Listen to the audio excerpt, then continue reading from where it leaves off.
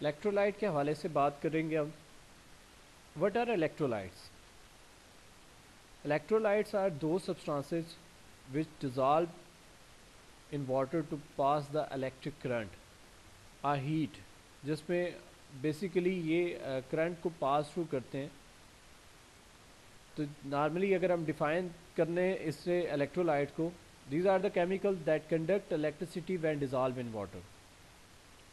पानी के अंदर जब ये डिज़ोल्व हों तो ये फिर इलेक्ट्रिसिटी को कंडक्ट करते हैं। तो इलेक्ट्रिसिटी की कंडक्शन के लिए दो चीज़ों को होना ज़रूरी है। एक आपके पास है फ्री इलेक्ट्रॉन्स और दूसरे हैं आपके पास फ्री आयंस। आयन क्या होते हैं? आप में से कोई बता सकता है कि what are ions? which have positive or negative charge. Any species that have positive और negative charge is known as ion. तो इलेक्ट्रोलाइट जो है वो उन्होंने आयन जनरेट करने हैं। फॉर एग्जांपल अगर हम काउंट करें टेबल साल्ट को, NaCl को, तो NaCl क्या करता है, ये ब्रेक होके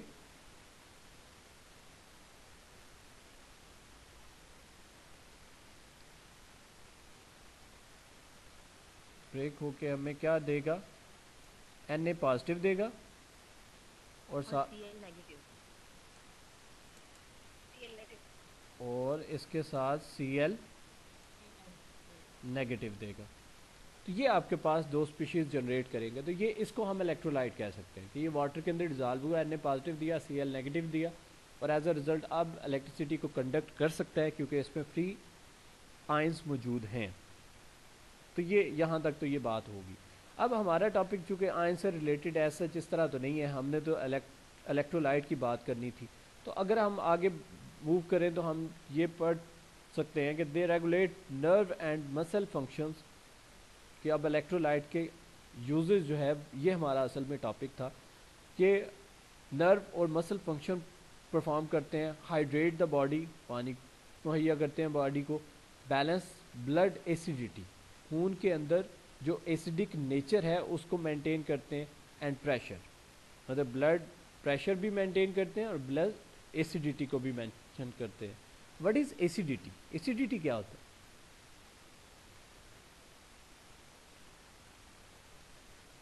जी स्टूडेंट, आप लफ्ज़ अक्सर सुनते हैं तेजाबियत, इससे मुराद क्या है? देखें, we all have small amount of HCl in our stomach. हम सब में HCl की कुछ अमाउंट स्टमक के अंदर मौजूद होती है।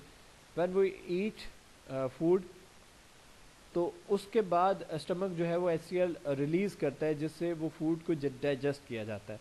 तो जब आप हॉट एंड स्पाइसी फूड खाएंगे और उधर से स्टमक भी HCl को रिलीज़ करे, तो एज अ रिज़ल्ट वो जो एसिडिक नेचर है वो ज़रा स्वीयर हो जाती है, जिसको एसिडिटी कहते हैं। उस स्वीयर एसिडिक नेचर को आप नाम क्या देते हैं? एसिडिटी का। तो ये आपके पास एसिडिटी की टर्म है। The muscles and neurons are sometimes referred to as the electric tissues of the body. They rely on the movement of electrolyte through the fluid inside, outside और बिटवीन सेल। सेल के अंदर, cell के बाहर, cell के इर्द गिर्द, सब जगह पे क्या है, वो फ्लूइड मौजूद है। तो उस फ्लूइड की प्रेजेंस की वजह से ही आप ये काउंट कर सकते हैं कि इनकी मूवमेंट से असल में इलेक्ट्रोलाइट मूव कर रहा है, तो उसकी बेस पे इलेक्ट्रिक टिश्यूज जो है वो बॉडी के अंदर परफॉर्म भी कर रहे हैं, अपना काम भी कर रहे हैं, सब कुछ हो रहा है। अब हमारी बॉडी के अंदर इलेक्ट्रोलाइट हैं कौन कौन से? नाम आपके सामने है, सोडियम, और ये आयन की फॉर्म में होगा, ये याद रखिएगा। Sodium ion, potassium ion, calcium ion, bicarbonate ion, magnesium ion, chloride ion, phosphate ion, ये सारे के सारे आयनिक फॉर्म में मौजूद है आपके पास। क्लियर हो गया? पोटाशियम के लिए आप सिंपल क्या यूज़ करते हैं?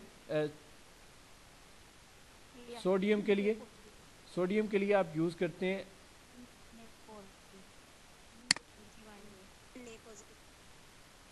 Na positive. Na पॉजिटिव आप यूज़ करेंगे। उसके बाद पोटाशियम के लिए आप क्या यूज़ करेंगे? के पॉजिटिव यूज़ करेंगे, कैल्शियम के लिए आप क्या यूज़ करेंगे, C A positive, C A positive use करेंगे, बाइकार्बोनेट के लिए आप क्या यूज़ करेंगे, sir HCO3 negative, H C O, CH तो 3, और इस पे चार्ज क्या आएगा, पॉजिटिव सर, पक्की बात है, नहीं सर सॉरी नेगेटिव, नेगेटिव आता है। मैग्नीशियम पे और क्लोराइड पे सी एल नेगेटिव, और फास्फेट पे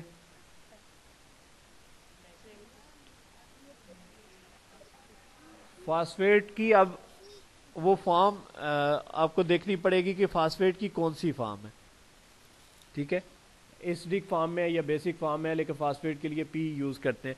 अब उसमें से कौन सा कैटायन है या एनायन है, जो भी उसकी फॉर्म यूज़ हो रही है, तो ये आपके पास इलेक्ट्रोलाइट है। अब for example a muscle need calcium sodium and potassium to contract, एक मसल को कंट्रैक्ट होने के लिए सोडियम कैल्शियम और पोटाशियम की जरूरत है। When these substances become imbalanced it can lead to either muscle weakness और एक्सेसिव कंट्रैक्शन, या तो वो बहुत ज़्यादा ही सिकुड़ जाएगा, तो या फिर क्या हो जाएगा कि वो कमज़ोर हो जाएगा। The heart muscles and nerve cells use electrolyte to carry electrical impulses to the other cells, असल में इसी ने इलेक्ट्रिक इम्पल्सेस वो इंस्ट्रक्शन गाइड देनी होती हैं हार्ट ने या मसल्स ने नर्व सेल्स को, जिसकी बेस पे आपने वो एक्शन जो है वॉलेंट्री एक्शंस है या कुछ वॉलेंट्री एक्शंस नहीं भी हैं, उनको भी वो सिग्नल के थ्रू ही मूव करना होता है। तो अगर इलेक्ट्रोलाइट ही नहीं है तो आपके पास वो मूवमेंट भी प्रॉपर वे में नहीं हो सकेगी। उसके बाद ये अब आपका हिस्सा नहीं है, लेकिन आप स्टडी करना चाहें कि इलेक्ट्रोलाइट इम्बैलेंसनेस से क्या होता है, ये आप लोग एक्स्ट्रा के तौर पे आप लोग पढ़ना चाहें तो एक स्टोरी की तरह आप इसे पढ़ लीजिएगा कि इम्बैलेंसनेस से कहाँ कहाँ प्रॉब्लम आ सकती है। फिर सिम्टम्स क्या होती हैं ये भी आप देख सकते हैं, यहाँ पे सिम्टम उसने लिखी हुई हैं। तो ये डेली बेसिस पे हमें आता है। जी जी, मैं वही कह रहा हूँ ना कि ये चीज़ें आप लोगों का अब उससे हट गया। मैं अब कोर्स कंटेंट से कुछ ज़्यादा चीज़ें भी आप लोगों ने करनी है, ताकि अभी तो आप लोगों के पास इनफ टाइम है एग्ज़ाम तक के लिए, तो ये चीज़ें आप साथ साथ स्टडी भी करते रहें तो ये ज़्यादा बेहतर है। जैसे आप इम्बैलेंसनेस की जो इलेक्ट्रोलाइट कम होने के सिम्टम्स हैं वो आपके पास हैं, इरेगुलर हार्ट बीट्स, वीकनेस है, ट्विचिंग एंड मसल स्पॉम्स है, change in blood pressure, excessive tiredness है, नम्बनेस है, कन्फ्यूजन है, बोन डिसऑर्डर है, नर्वस सिस्टम डिसऑर्डर है, सीजर्स है।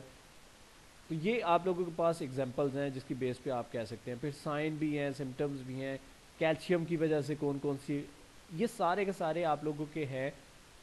असल में हमने ये देखना था कि ये इलेक्ट्रोलाइट हमारे लिए ज़रूरी कितने हैं, हमने इनकी इम्पोर्टेंस देखनी थी।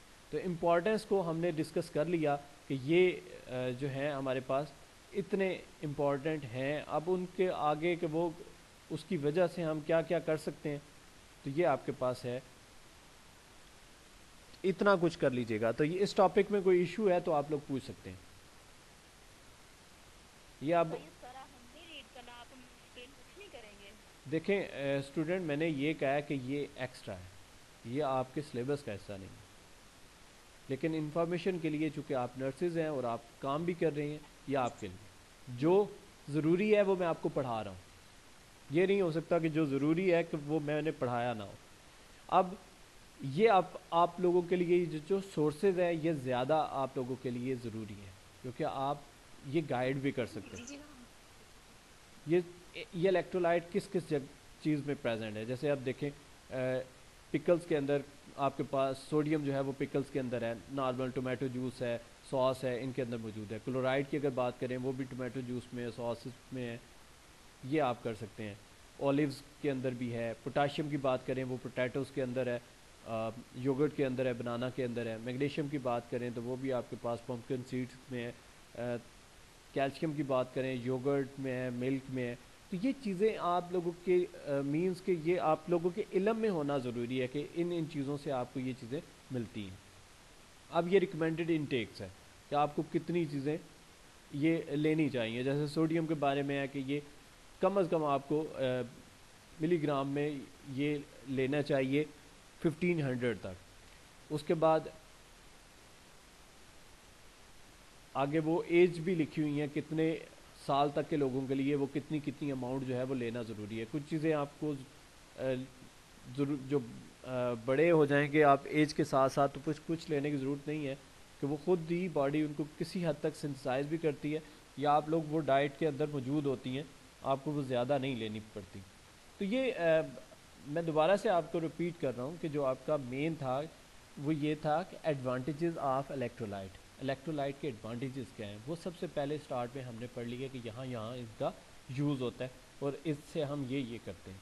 अब आगे उनके बारे में जितनी भी इंफॉर्मेशन है वो आप लोगों की एक्स्ट्रा में आते हैं। जो यूनिवर्सिटी स्टूडेंट होते हैं वो जस्ट टीचर के लेक्चर पे रिले नहीं करते कि आप ये कहेंगे जी टीचर ने लेक्चर दे दिया तो अब जो टीचर ने पढ़ा दिया बस वही पेपर में आना है, नहीं, आप लोगों को इससे बढ़ के करना है। कोई कन्फ्यूजन है तो आप पूछ लें।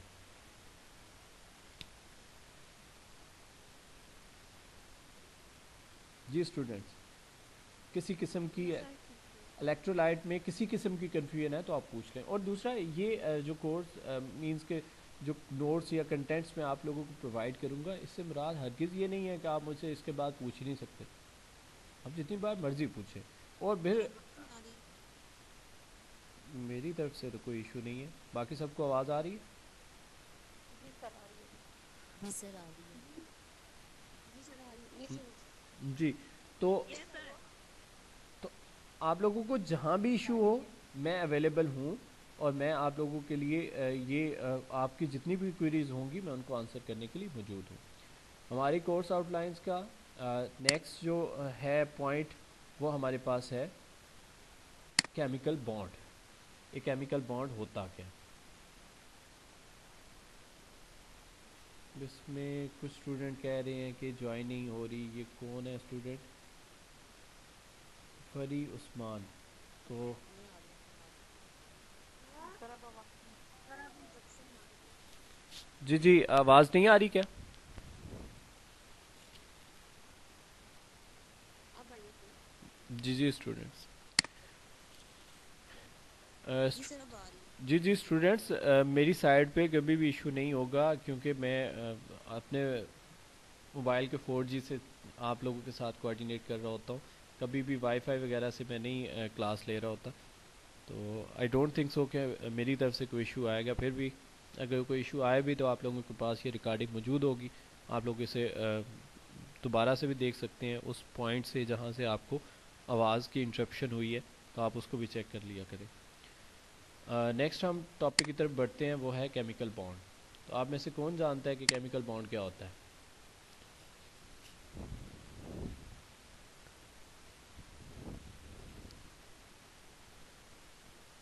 The force which hold up the atoms together. वो फोर्स जो एटम्स को आपस में जोड़े रखे उसे नाम क्या देते हैं? केमिकल बॉन्ड का। Bond result from the attraction of nuclei for electrons. ये अब वो बात कर सकते हैं, आप उसको डिफाइन करना चाहें तो इस फॉर्म में भी आप कर सकते हैं। वैसे नॉर्मली हम आप इसको सिंपलेस्ट फॉर्म में ये डिफाइन कर सकते हैं, the force which hold up the atom together in a unit is known as a chemical bond. तो वो फोर्स जो है वो आपके पास केमिकल बॉन्ड होगी, और असल में न्यूक्लियाई ही ज्वाइन हो रहे होते हैं, दो एटम के न्यूक्लियस जो है वो आपस में कोऑर्डिनेट कर रहे होते हैं to balance the octet. Octet को वो कंप्लीट करने के लिए। ऑक्टेट क्या होता है? Rule of 8। रूल ऑफ 8 कहेंगे हम, और इसको अगर हम डिफाइन करें तो ऑक्टेट होता है attaining 8 electron in outer most shell. देखें एटम के हमने शेल पढ़े थे, KLMN। के में 2 आते हैं, L में 8 आते हैं, M में फिर इस तरह 32, फिर उस तरह N में आके मूव करते जाएंगे, 2, 8, 18, 32 इस तरह के इलेक्ट्रॉन की डिस्ट्रीब्यूशन होगी। Attaining 8 electron in a valence shell is known as octet rule. तो कोई भी सब्सटेंस जो है वो ऑक्टेट रूल या डुप्लेट रूल को फॉलो करने की कोशिश करेगा। Attaining 2 electron in outer most shell और attaining 8 electron in outer most shell. सिर्फ 2 सब्सटेंसेस आपके पास हैं, एक है आपके पास हाइड्रोजन और एक है हीलियम। ये डुप्लेट रूल फॉलो करते हैं क्योंकि ये मैक्सिमम 2 इलेक्ट्रॉन को ही वैलेंस शेल में रख सकते हैं, तो ये डुप्लेट रूल को फॉलो करेंगे, attaining 2 electron in valence shell. और बाकी तमाम जितने भी एलिमेंट हैं वो ऑक्टेट रूल को ही फॉलो करते हैं क्योंकि वो अपने वैलेंस शेल में 8 इलेक्ट्रॉन को अकोमोडेट करने की कोशिश करते हैं। तो इलेक्ट्रॉन को अकोमोडेट कर, जी जी, जिनमें 2 इलेक्ट्रॉन होते हैं उनको क्या कहते हैं? पहले 2 एलिमेंट है, हाइड्रोजन और हीलियम। हाइड्रोजन का वैसे तो हाइड्रोजन के पास अपना एक ही इलेक्ट्रॉन होता है जिसको उसने शेल में रखा हुआ होता है। हीलियम के पास 2 होते हैं। हीलियम तो पहले ही डुप्लेट रूल को फॉलो कर रहा है, डुप्लेट। और हाइड्रोजन भी अगर एक इलेक्ट्रॉन ले ले तो वो भी डुप्लेट रूल को फॉलो कर जाता है, attaining 2 electron in valence shell. और अगर उनके अलावा बाकी तमाम एलिमेंट्स की बात की जाए तो वो सारे के सारे क्या करते हैं, 8 इलेक्ट्रॉन वैलेंस शेल में ऑक्यूपाई करते हैं, तो वो ऑक्टेट रूल कहलाएगा। Octet rule. ठीक, तो दूसरे लफ्जों में the proton in one nucleus are attracted to the electron of another atom. एक एटम का न्यूक्लियस उसके अंदर प्रोटॉन है, वो दूसरे एटम के इलेक्ट्रॉन्स को अपनी तरफ अट्रैक्ट करता है, इसी को इलेक्ट्रोनेगेटिविटी भी कहते हैं। और इसी के नतीजे में बॉन्ड भी बनता है। एक एटम का न्यूक्लियस दूसरे एटम के इलेक्ट्रॉन्स को अपनी तरफ खींचता है। असल में तो उसने कोऑर्डिनेशन करनी है किससे, न्यूक्लियस से, कि न्यूक्लियस में मिले, लेकिन उसको खींचता वो क्यों है, क्योंकि न्यूक्लियस के पे चार्ज है पॉजिटिव और दूसरे एटम के इलेक्ट्रॉन पे चार्ज है नेगेटिव। तो पॉजिटिव और नेगेटिव जो है वो एक दूसरे को क्या करेंगे, अट्रैक्ट करेंगे, इसलिए वो आपस में करीब आएंगे और केमिकल बॉन्ड बना लेंगे। अब आगे है, what did the atom of fluorine say to the atom of sodium. Fluorine sodium के साथ क्या करेगा,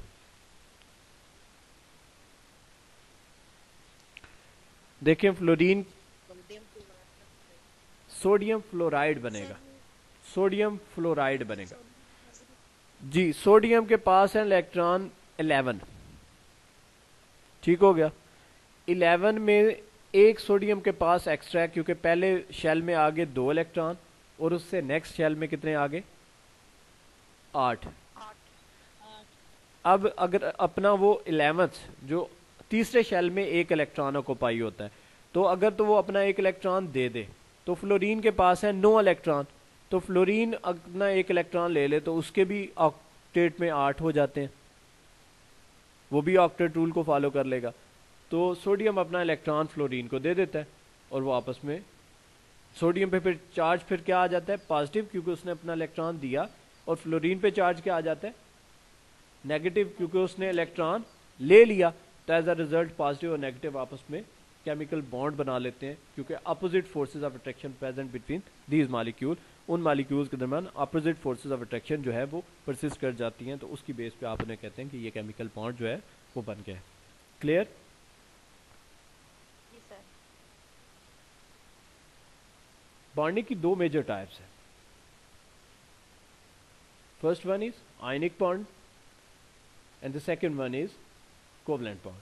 पहली आपके पास है आयनिक बॉन्ड, जो कि आयनिक कंपाउंड बनाती है, और ये बनती कैसी है, ट्रांसफर ऑफ इलेक्ट्रॉन से। एक एटम अपने इलेक्ट्रॉन दूसरे एटम को देता है, दोनों पे चार्ज, एक पे पॉजिटिव आ जाता है दूसरे पे नेगेटिव आ जाता है। अब पॉजिटिव और नेगेटिव अपोजिट चार्जेस जो है वो एक दूसरे को अट्रैक्ट करके क्या बना देते हैं, केमिकल बॉन्ड।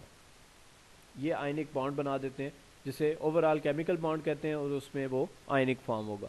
और ये बनता कैसे, ट्रांसफर ऑफ इलेक्ट्रॉन। फिर दूसरी बॉन्डिंग की टाइप है वो है कोवलेंट बॉन्डिंग, ये मॉलिक्यूल बनाती है। अब ये बनते कैसे, ये शेयर करते हैं इलेक्ट्रॉन। यहाँ पे इलेक्ट्रॉन ट्रांसफर नहीं होता, जैसे सोडियम ने फ्लोरीन को अपना इलेक्ट्रॉन दे दिया। इसके केस में ये होता है कि एक एटम अपना इलेक्ट्रॉन देता है, दूसरा एटम अपना एक इलेक्ट्रॉन देता है, वो मिलके बॉन्ड बना लेते हैं। जैसे एग्जाम्पल कोड करूं तो हाइड्रोजन के पास कितने इलेक्ट्रॉन है, एक। अगर दूसरा हाइड्रोजन मौजूद हो उसके पास कितने इलेक्ट्रॉन होंगे, एक। अब वो दोनों इलेक्ट्रॉन अपना अपना शेयर करते हैं, अब जब उन्होंने इलेक्ट्रॉन शेयर कर रहे हैं तो क्या होगा, नतीजे में क्या होगा कि वो आपस में कोऑर्डिनेशन में क्या किस में चले जाएंगे,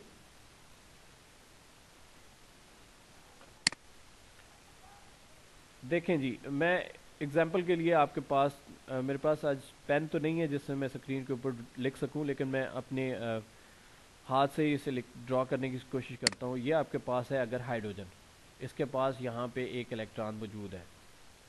ये इलेक्ट्रॉन अगर मैं थोड़ा सा इसे बड़ा कर दूं, ये हाइड्रोजन का एटम है, तो यहाँ पे अगर इलेक्ट्रॉन मौजूद है और एक हाइड्रोजन का एटम ये है, इसके भी यहाँ पे एक इलेक्ट्रॉन मौजूद है, तो ये आपस में कोऑर्डिनेट करेंगे और क्या करेंगे, अब यहाँ पे वो दोनों इलेक्ट्रॉन जो हैं वो आ गए हैं, तो एज अ रिज़ल्ट क्या हो गया है, तो ये बन गया है बॉन्ड, H2 बन गया। ये भी H था, ये भी H था, और इसने मिलके क्या बना दिया, H बॉन्ड H। ये है म्यूचुअल शेयरिंग, ये है शेयरिंग ऑफ इलेक्ट्रॉन। यहाँ पे इलेक्ट्रॉन ट्रांसफर नहीं हुआ, यहाँ पे इलेक्ट्रॉन शेयर हुआ है। Is that clear? सर कोई सी कंफ्यूजन हो रही है जी जी। मतलब हाइड्रोजन एक एक इलेक्ट्रॉन दिया, दूसरे को भी मतलब एक दे दिया, हम्म शेयर कर दिया। हम्म सर NaCl में ऐसे हुआ था ना कि सोडियम ने एक इलेक्ट्रॉन दिया था और क्लोरीन ने भी एक लिया था। मैं उसका भी ड्रॉ कर लेता हूँ, ये समझ आ गई? सही है, समझ आ गई है। मैं उसको भी ड्रॉ कर लेता हूँ, एक मिनट अगर आप लोग, जी सर। जी जी। इसमें देखें, ये सोडियम का था एटम, इसके पास टोटल इलेक्ट्रॉन है कितने, 11। कैसे ड्रॉ होंगे, पहले शेल में आ गए 2, उसके दूसरे शेल में कितने आएंगे, अब इसको मैं 8 लिख देता हूँ, आप खुद ड्रॉ कर लीजिएगा। तीसरे में कितने आएंगे, एक ही, एक, इसमें टोटल तो 18 ही आएंगे, लेकिन इसमें तो एक ही आएगा ना।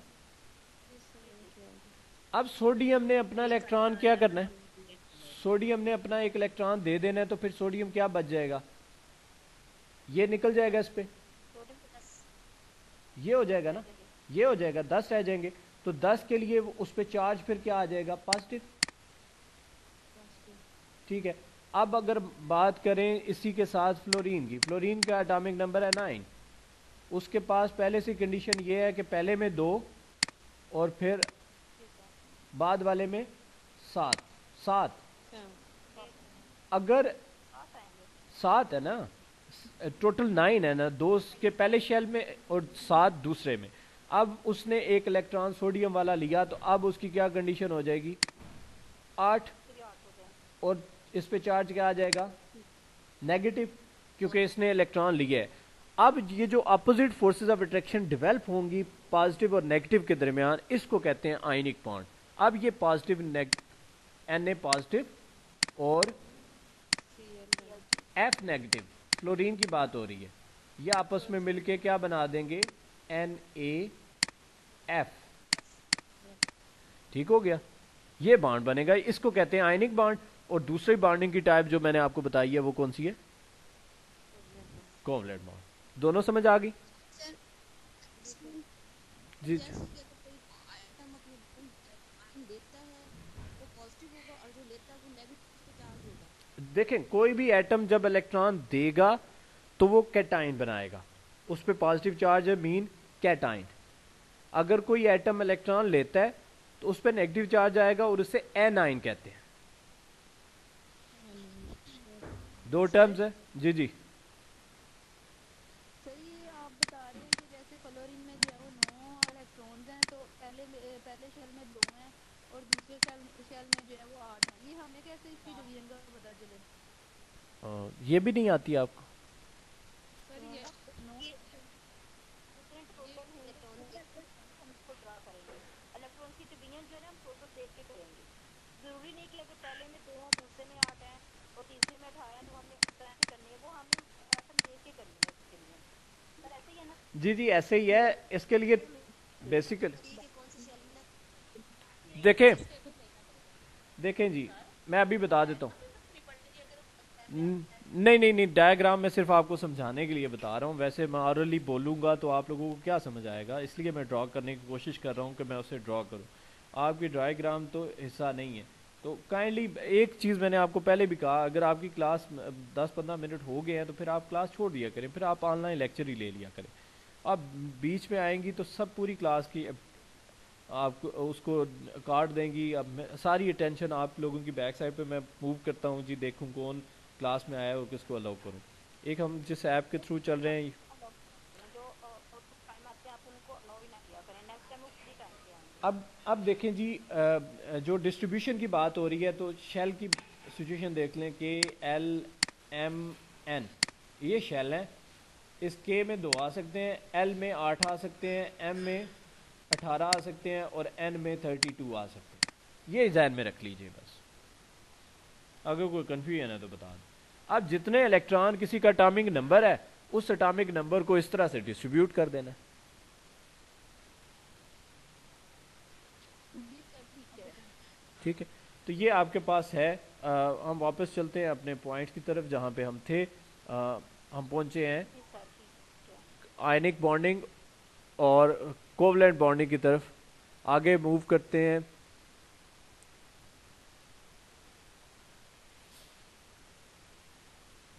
One minor types. जी जी सर आपकी आवाज़ नहीं आ रही। जी जी, मेरी आवाज़ नहीं आ रही? सर आप कहाँ चले गए हैं? जी बेटा, मेरी आवाज़ नहीं आ रही क्या? सर कह रहे हैं आप ना हो बात कर रही। जी जी स्टूडेंट्स, मेरी आवाज़ नहीं आ रही क्या? सर अब आइए, पहले से आइए। एक मिनट आप वेट करें, एक मिनट। हम इसको थोड़ा सा, अगर मेरे ही एंड से इशू है तो मैं इसको ठीक करता हूँ, क्योंकि एक स्टूडेंट को इशू आ सकता है, सबको तो नहीं आ सकता। आप चेक करें। हाँ, अब कोई आवाज़ का इशू तो नहीं है? सर अब आ रही है आप। Okay okay okay. मैंने कहा मेरी साइड से अगर इशू है तो मैं उसको ठीक करने की कोशिश तो करूँ।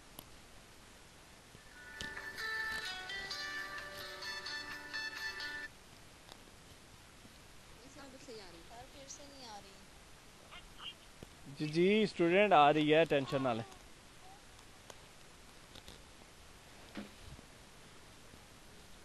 जी स्टूडेंट्स, आ रही है आवाज़ या नहीं आ रही? ओके जी, देखें हमने वो देख लिया। एक माइनर टाइप भी है आपके पास, वो है मेटालिक बॉन्डिंग। मेटालिक बॉन्डिंग जो है ये आपके पास माइनर टाइप है।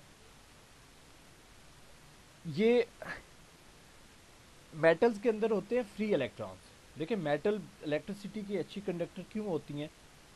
क्योंकि उनके अंदर फ्री इलेक्ट्रॉन्स होते हैं। तो फ्री इलेक्ट्रॉन की वजह से भी बॉन्डिंग क्रिएट होती है, उसको मेटालिक बॉन्डिंग कहते हैं। ये वैलेंस इलेक्ट्रॉन या मोबाइल इलेक्ट्रॉन, जिन्हें फ्री इलेक्ट्रॉन मैं कह रहा हूँ, उनकी वजह से ये बॉन्डिंग क्रिएट होती है। इनकी करेक्टरिस्टिक आप एक बार देख लीजिएगा। ये बॉन्डिंग की टाइप आपके सामने शो हो रही है। इनमें इन्हें कहते हैं मोबाइल इलेक्ट्रॉन या फ्री इलेक्ट्रॉन कहते हैं। ये इलेक्ट्रिसिटी को कंडक्ट करते हैं, इसीलिए मेटल जो हैं वो अच्छी कंडक्टर्स होती हैं इलेक्ट्रिसिटी की। इस तरह की बॉन्डिंग जो है ये भी आप लोगों के जहन में आ सकती है। चूँकि इनकी शेप जो है यहाँ पे ड्रॉ की हुई है, तो इसलिए इसको मुझे ड्रॉ करने की ज़रूरत है नहीं। तो ये बॉन्डिंग की टाइप भी आपके पास है, ये माइनर टाइप में आती है। अब आगे उसने आयनिक बॉन्डिंग को और इससे भी ज़्यादा एक्सप्लेन किया हुआ है, या आप पढ़ लीजिएगा। जो मैंने समझाना था कि आयनिक बॉन्डिंग होती क्या है वो मैंने समझा दिया। ये पहला जो चैप्टर है ये आपके पास इंट्रोडक्टरी चैप्टर है, ताकि आपको पता हो कि केमिस्ट्री में किन किन चीज़ों को आपने लेके चलना है। इससे ज़्यादा अगर आपने इनकी करैक्टरिस्टिक्स वगैरह सारा कुछ पढ़ना है तो वो आप लोग पढ़ सकते हैं।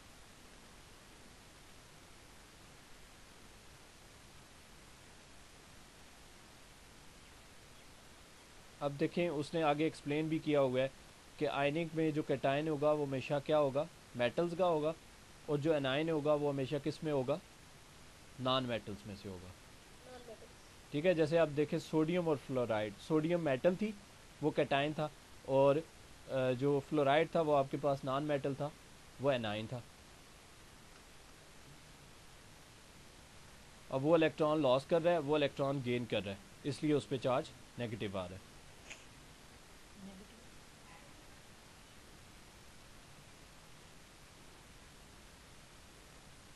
अब यहाँ पे उसने उस फिगर के साथ भी उसे एक्सप्लेन किया हुआ है, अगर आप देखें तो आपको यहाँ पे क्लियर पता चल जाएगा। वो एक इलेक्ट्रॉन है, देखें सोडियम के पास, सोडियम के साथ उसने एग्जांपल किसकी ली है, क्लोरीन की। क्लोरीन के पास 17 इलेक्ट्रॉन होते हैं, 2 इलेक्ट्रॉन पहले शेल में, फिर उसके बाद 8 इलेक्ट्रॉन और फिर उसके बाद 7 इलेक्ट्रॉन। लेकिन सोडियम के पास 11 होते हैं, तो एक इलेक्ट्रॉन जो वैलेंस शेल है उसका आपकी तरफ जा रहा होगा, आपको नज़र आ रहा होगा कि किस तरह इलेक्ट्रॉन जाता है, तो उसके पास कितने इलेक्ट्रॉन हो जाते हैं। एग्जाम्पल में शो हो रहा है।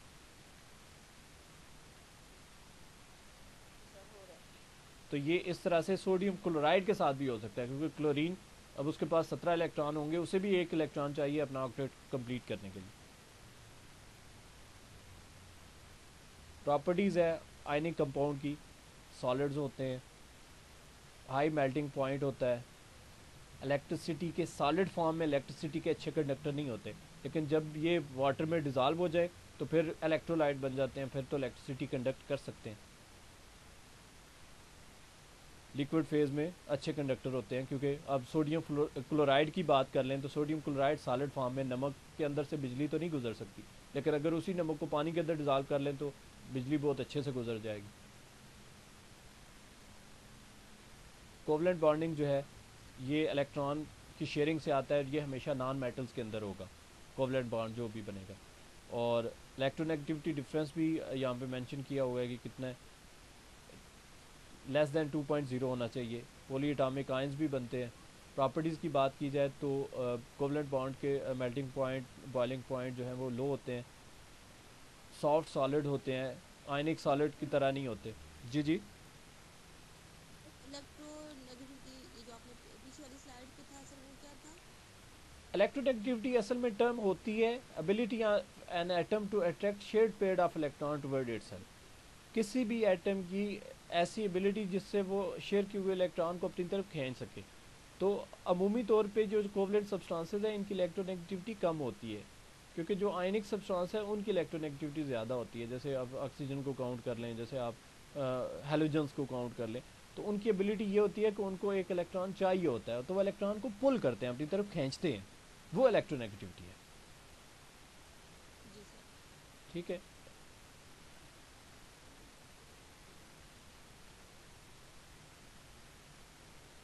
ये आपके पास था। यहाँ तक कि बॉन्डिंग की टाइप्स तक ही हम करते हैं, क्योंकि आप लोगों ने इसको सॉल्व भी करना होता है। हम कोशिश करेंगे हम स्लो ही चलें, जितना करें वो आप अच्छे से तैयार कर लें, ये सबसे बेहतर। क्या कहते हैं? जी सर, जी सर बिल्कुल। क्योंकि मेरे लिए कोई मसला नहीं है, मेरे पास स्लाइड्स बनी हुई हैं, मैं आगे भी इन लेक्चर को इतना मूव करा सकता हूँ, मैं तो सारा टॉपिक पढ़ा सकता हूँ। लेकिन ये आप लोगों के लिए ज़रूरी है कि जो जो आप करें वो साथ साथ आप याद भी कर लें। जी सर, ये ज़रा टफ है, जितना थोड़ा लेक्चर होगा उतना हम अच्छे तरीके से प्रिपेयर कर सकेंगे। ठीक है स्टूडेंट, कोई और किसी किस्म की क्वेरी है तो आप लोग पूछ सकते हैं।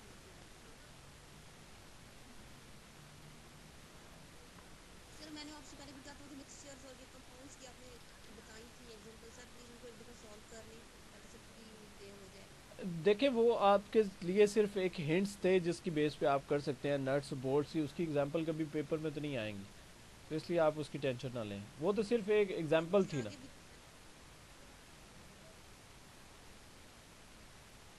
ये सर हमने ग्रुप में भी काफ़ी डिस्कशन की थी, मतलब कुछ ने कुछ कोई मिक्सचर बताया था, कुछ ने हेट्रोजीनियस मिक्सचर, देखें तो इस तरह की उसमें एग्जांपल तो नहीं कुछ आती। सबका था। फिर ऐसा करता हूँ कि मैं केमिस्ट्री से रिलेटेड एग्जांपल आपको ग्रुप में सेंड करता हूँ, उसको वो सॉल्व करने की कोशिश करिएगा, उस पर हम टाइम लगाएं तो वो ज़्यादा बेहतर है।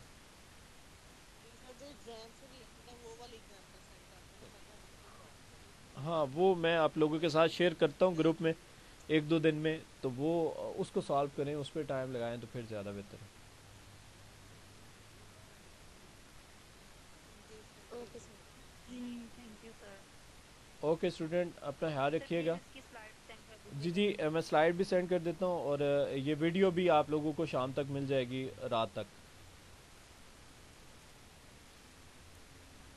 जी सर, ओके ओके।